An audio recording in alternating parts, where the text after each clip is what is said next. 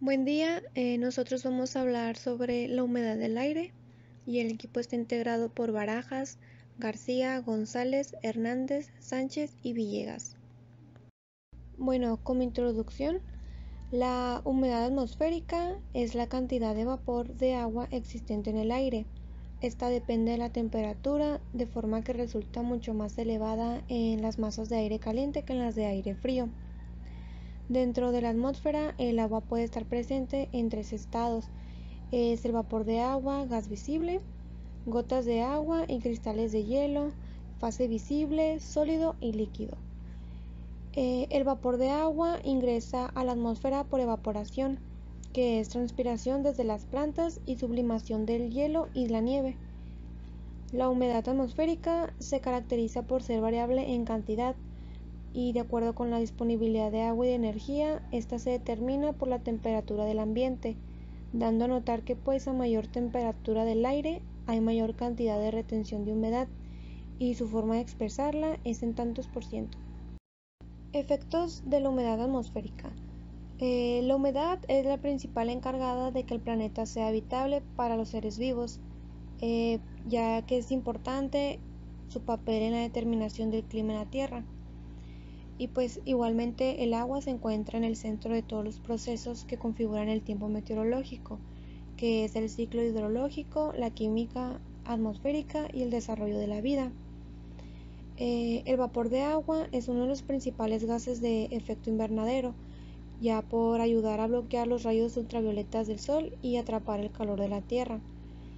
La función del vapor de agua es distribuir el calor en la atmósfera, ya que las moléculas de agua presentes en el aire atrapan el calor producido por el rebote de los rayos solares en la Tierra, para luego distribuirlo a lo largo de toda la superficie terrestre a través del proceso hidrológico de evaporación, transpiración, condensación y precipitación.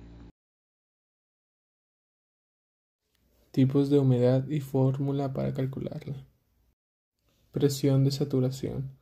En climatización se emplea la expresión aire saturado con la que se quiere indicar que la presión parcial del vapor de agua en la mezcla es igual a la presión de saturación de vapor de la temperatura de la mezcla. En la imagen de la derecha podemos observar los elementos de este tipo de humedad gráficamente, y su fórmula corresponde al logaritmo de la presión del volumen de saturación es igual a 7,5 multiplicado por la temperatura de saturación menos 273,16 dividido entre la misma temperatura de saturación menos 35,85, por último sumándole 2,7858. Después viene el aire seco. Este es el que no contiene agua en fórmula alguna. Para los gases ideales, la ecuación se representa como la presión del gas es igual a la densidad del aire seco. El aire seco con una temperatura relativamente próxima a su temperatura crítica se puede considerar como un gas. Y para calcularlo tenemos donde la ecuación que su volumen es igual a la constante de los gases multiplicado por la temperatura absoluta y esto dividido entre su presión parcial. Yo soy Sánchez Meleros y ahora pasamos a describir lo que es la humedad relativa. La humedad relativa se puede encontrar representada como HR o RH. La humedad relativa es la relación entre la presión del vapor del agua y la presión del vapor saturado a la temperatura en seco. Esta se incrementa cuando el aire se enfría o cuando se agrega vapor de agua caliente. La humedad relativa describe la cantidad de agua que se transporta por el aire. Es importante para determinar el desarrollo de las nubes y el factor de precipitación. Por lo tanto, la definición matemática es HR es igual a presión del vapor de agua entre saturado, multiplicado por 100. Y en la imagen de la derecha podemos observar el primer termómetro que está a 10 grados Celsius y que contiene una determinada cantidad de vapor de agua, expresándonos un 100% de humedad relativa.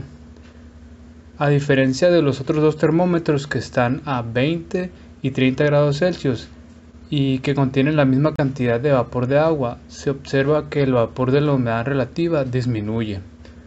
Esto se debe a que el aire a mayor temperatura puede contener mayor vapor de agua y a menor temperatura puede almacenar menor vapor de agua, generándonos un proceso de condensación.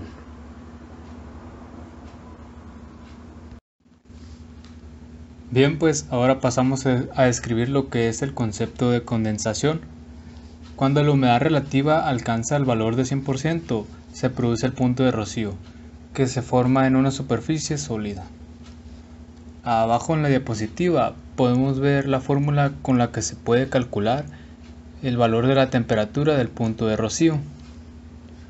Cuando esa humedad relativa llega al 100% es cuando el aire no puede contener más agua en forma de vapor, y esa agua va a empezar a condensarse en la superficie de menor temperatura. Entonces definimos el punto de rocío como la temperatura que el aire se debe enfriar para que éste no pueda almacenar más vapor de agua y éste empiece a condensarse. Este punto de rocío se puede alcanzar de dos formas. Uno es saturando el aire con vapor de agua. El ejemplo más común puede ser cuando te estás bañando con agua caliente. Esta agua se empieza a evaporar y satura el aire en tu baño. Esto hace que tu espejo o la superficie se empañen. La segunda forma es enfriar el aire. Esto va a hacer que el aire no pueda almacenar tanto vapor de agua y este empiece a condensarse. Esto es lo que sucede como cuando llenan un vaso con agua fría. Cuando llenamos un vaso con agua fría y en el transcurso del tiempo podemos observar cómo en las paredes del vaso se nos presenta humedad. Bien, pues lo que sucede es que el aire que choca con el vaso va a empezar a enfriarse y esa pequeña capa de aire no puede almacenar tanto de agua como la del alrededor. Entonces ese vapor de agua que contiene el aire que está alrededor del vaso va a empezar a condensarse en el vaso y va a crear gotas, que es la humedad que se nos presenta. Esto es lo que sucede también como cuando exhalas un vidrio o un espejo que está frío. Lo que sucede es que estás exhalando el aire caliente que está dentro de tu cuerpo y que contiene una mayor cantidad de humedad. Ese aire se va a enfriar cuando choca con la superficie fría y pues al enfriarse, como sabemos, no puede almacenar tanto vapor de agua, lo que obliga a que se condense. Lo mismo sucede con el rocío que está en las mañanas. Cuando la madrugada es muy fría, enfría el aire en todo el ambiente y este aire no puede almacenar el mismo vapor de agua que contenía al mediodía del mismo día y pues empieza a condensarse en la superficie de los autos o en los céspedes. Es por eso que cuando te levantas después de una mañana fría, a pesar de que no ha llovido, puedes encontrar en los autos como si se hubiesen mojado. Entonces, el aire a mayor temperatura puede contener mayor vapor de agua y a menor temperatura puede almacenar menor vapor de agua. Este es el concepto de condensación relacionado a lo que es la temperatura del punto de rocío. Es muy importante ya que nos genera procesos como la precipitación y la condensación.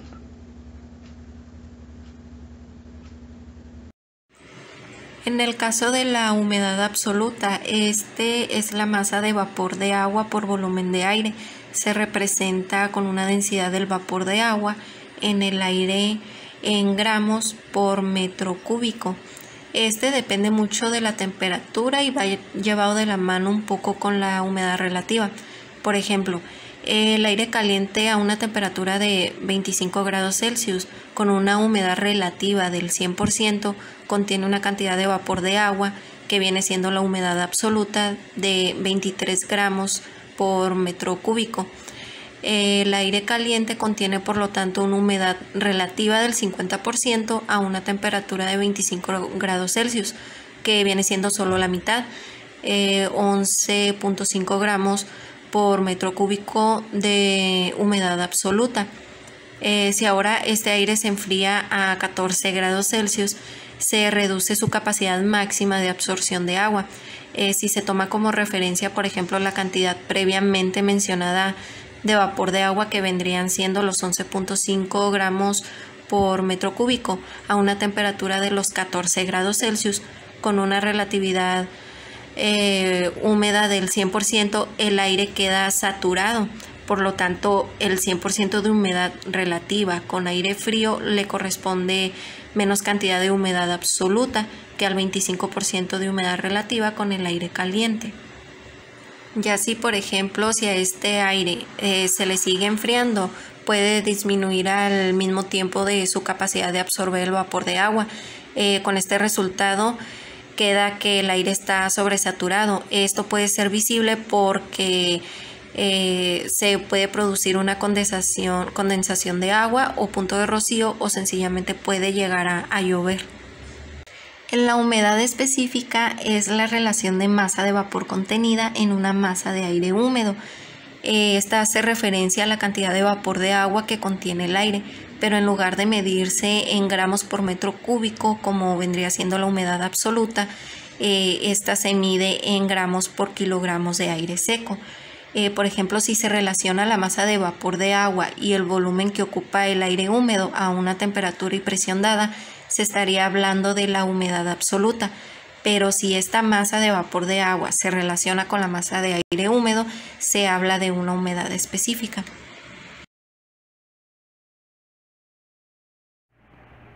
Buenas tardes, yo soy Eder Hernández y les hablaré acerca de las herramientas para la medida de la humedad del aire.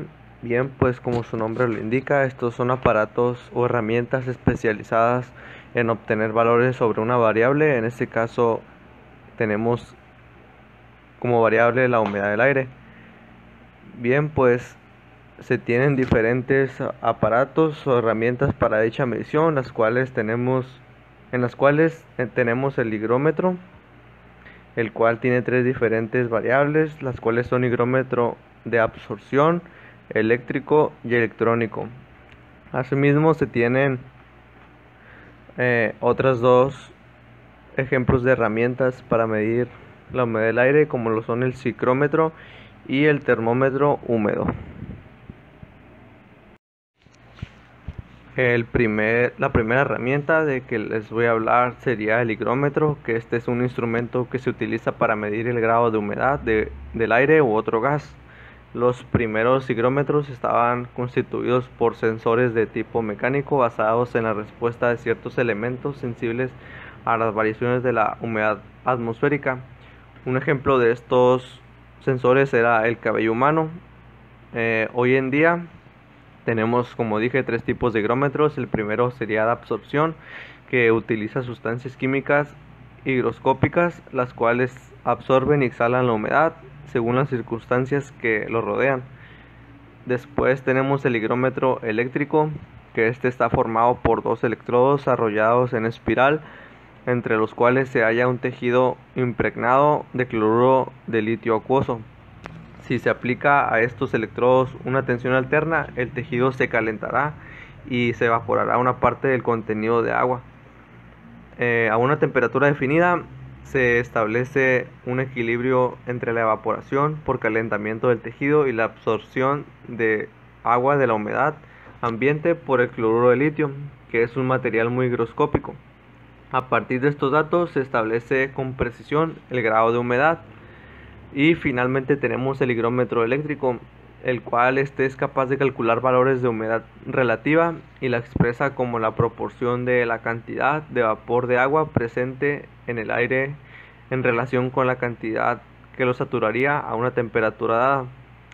El sistema de medición de este higrómetro está compuesto de un medidor conectado a una sonda y funciona de la siguiente manera. Primeramente, esta sonda está basada en la capacitancia de un sensor de humedad con un polímero o material dieléctrico plástico con una constante dieléctrica fija entre 2 y 15. Después, la humedad hace que el dieléctrico se dilate, distanciando así las placas con la consecuente variación de la geometría del capacitador y la reducción de su capacitancia. Estas variaciones de capacitancia a su vez van a causar un cambio de frecuencia en los componentes electrónicos del instrumento que resulta en una modulación de la frecuencia la cual es una función de la humedad relativa. Y finalmente la frecuencia se convierte entonces en voltaje, que se convierte en un valor de humedad relativa y se visualizará en la pantalla del higrómetro. Estos a menudo están disponibles en versiones que también miden la temperatura. A estos se llaman termohigrómetros. Por tercero tenemos otra herramienta que serían los psicrómetros. Este es un aparato que también es capaz de calcular la humedad relativa. Este aparato está compuesto por dos termómetros, uno llamado seco, que está en contacto con el aire y mide la temperatura real del aire, y el otro llamado húmedo, que tiene el depósito recubierto de una muselina húmeda mediante una mecha que lo pone en comunicación con un depósito de agua destilada. Debe exponerse a una corriente de aire mediante un ventilador mecánico, y su funcionamiento se basa en la comparación de las lecturas de los dos termómetros. Algo que hay que tener muy importante en la mente sobre los psicrómetros es que hay que tener en cuenta diferentes detalles que podrían afectar la lectura de las temperaturas. La más importante es quien va a manipular el instrumento debe mantener una distancia prudente para no transmitir calor a los termómetros y evitar las lámparas, sobre todo cuando sea de noche, o ubicarse en algún sitio sombreado, si el estudio se realizará al aire libre. Buenas tardes, yo soy Brandon y les voy a hablar sobre otra herramienta para la medición de la humedad en el aire, el cual es el termómetro húmedo. Este marca menos temperatura debido a que el agua que empapa la muselina se evapora, pero para hacerlo necesita calor que obtiene el termómetro, con lo que la temperatura baja. El agua evaporada es reemplazada por lo que llega a través de la mecha. Al termómetro le llega exactamente la misma cantidad de agua que se evapora. El descenso de temperatura provocado por la evaporación depende de la velocidad de evaporación. Cuanta menos humedad relativa tiene el aire, más rápidamente se evapora, y cuanto más rápido se evapora, más baja su temperatura de este termómetro, con respecto a lo que la marca del termómetro seco. La relación entre la diferencia de temperatura que miden los dos termómetros y la humedad relativa no es directa, ya que depende de la temperatura real del aire y de la presión atmosférica. En conclusión, la humedad atmosférica permite la supervivencia y, por otro lado, es responsable de procesos tan importantes como la formación de precipitaciones y por lo tanto de los beneficios de las lluvias para nuestro planeta. Pero quizás el proceso en el que es más importante la humedad es el crecimiento de las plantas. Un nivel adecuado de la humedad ambiental permite que se lleve a cabo la fotosíntesis en las plantas. También permite que las plantas no evaporen y no transpiren tanta agua a través de sus estomas, lo que a su vez hace que la planta pierda menos agua y no sea tan dependientes del riego. Todo este proceso permite varios ambientes climáticos en los cuales cada ser humano se adapta dependiendo de su temperatura.